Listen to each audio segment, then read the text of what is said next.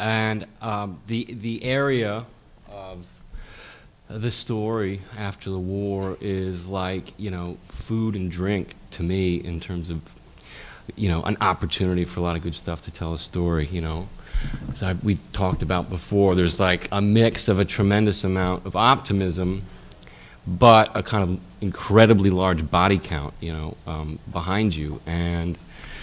you know, how can you feel really great about being victorious and about something, but with so much death around, and it kind of gets you to a spot where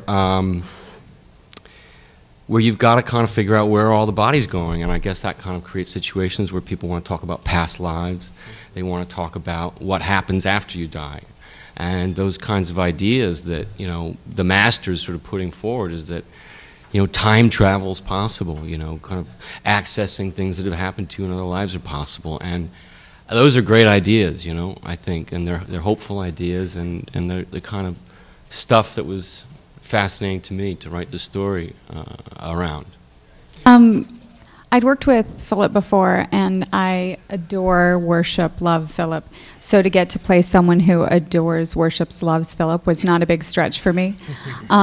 It was fun to get to kind of go toe-to-toe to him as a person of power. In the past roles, I've been a bit more submissive, so it was great to get to overpower Philip, because that's the only time that's ever going to happen in my life. I just have a great respect and reverence for what Philip does in his work, and I'm always honored to be on screen with him. Well, Paul, over the years, Paul has like become much more of a freer director. Like when we started off in Boogie Nights and Magnolia, he was much more like had rigid shot lists, and so from a producing point of view, it was kind of easier to kind of know what was going on in his brain. And since Punch Drunk, he's kind of become much more organic and free, and like working stuff out as he goes along, and then like reshooting stuff. And I mean, luckily we've been in a lot of places where we've had, like in There'll Be Blood, we built a lot of the stuff on a back lot in Marfa, Texas, and we kind of, I mean, out in the desert, we used it like a back lot.